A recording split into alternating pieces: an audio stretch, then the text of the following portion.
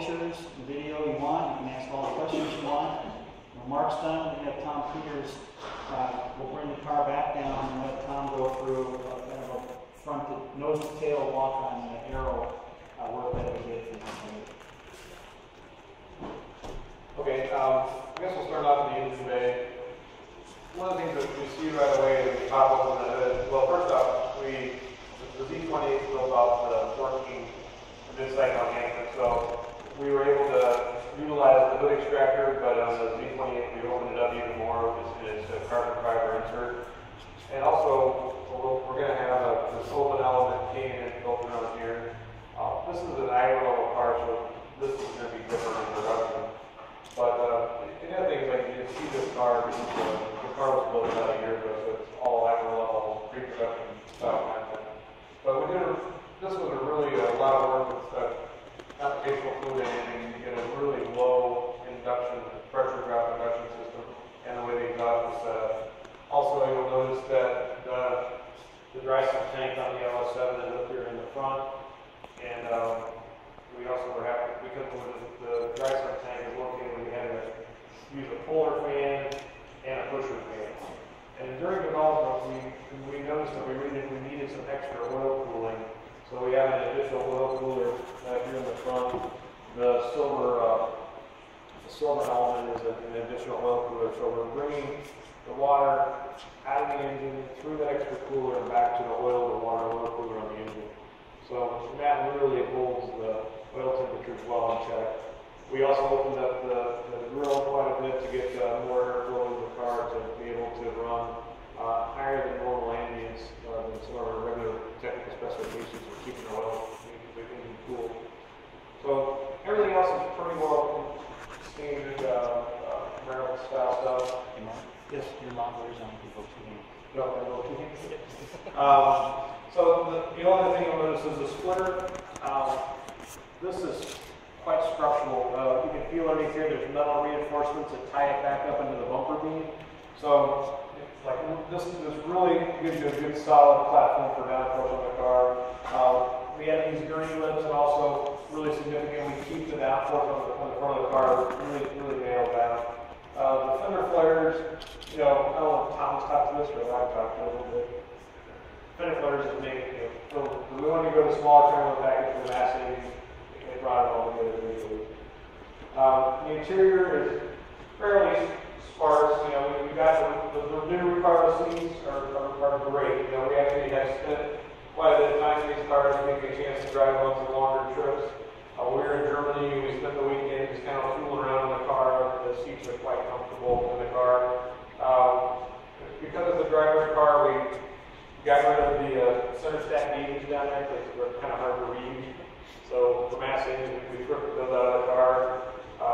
We kept the car pretty utilitarian on the interior. And like I mentioned before, we deleted the AC on one model, only one door speaker, but if you do get the AC package, you get the rest of the speakers in the car. What else we need to talk about on the rest of the vehicle? Load it back. So the spoiler in the back gives us to be able to balance pretty well. We are going to offer an optional ripper though.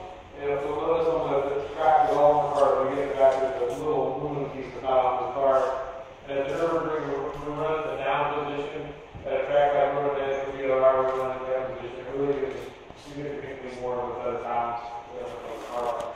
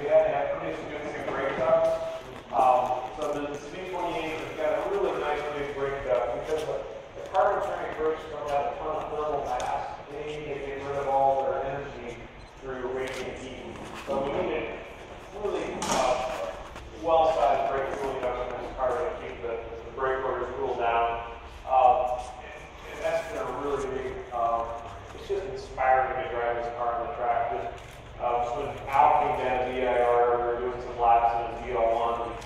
He jumped in the car. I took him for an outlap, and the car was warm, so I didn't really warn him. And we went past all the little brake markers marked at DIR and both at the one, and we was kind of a couple beats up on his rosary beat as we came in the braking zone.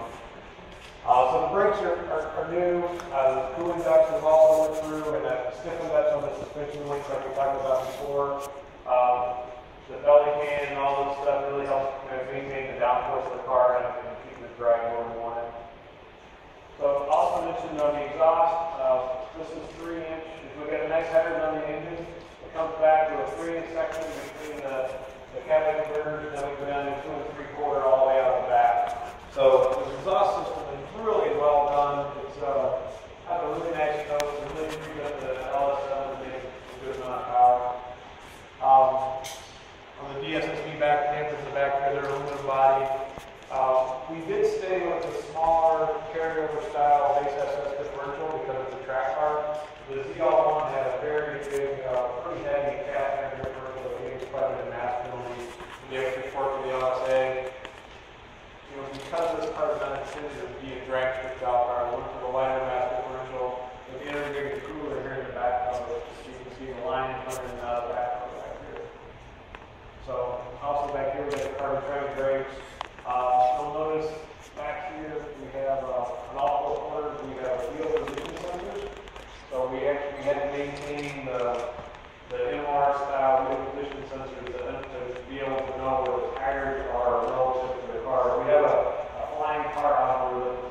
So if the car gets airborne, you read all the sensors that will be over down and don't pull power with much power.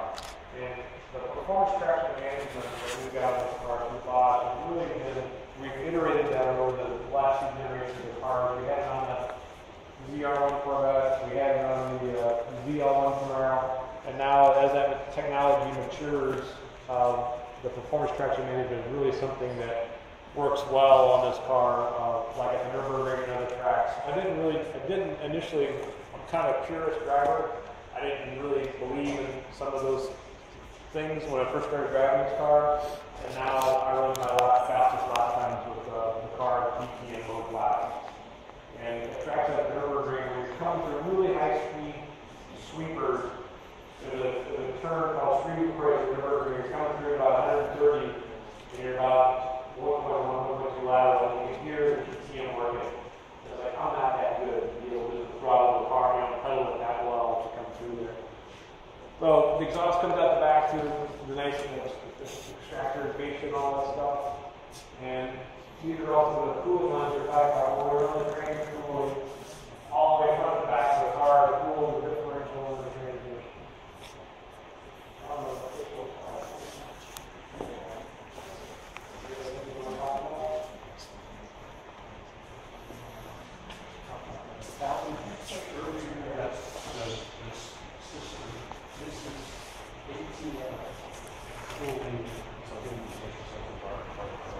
Yeah, we had to maintain the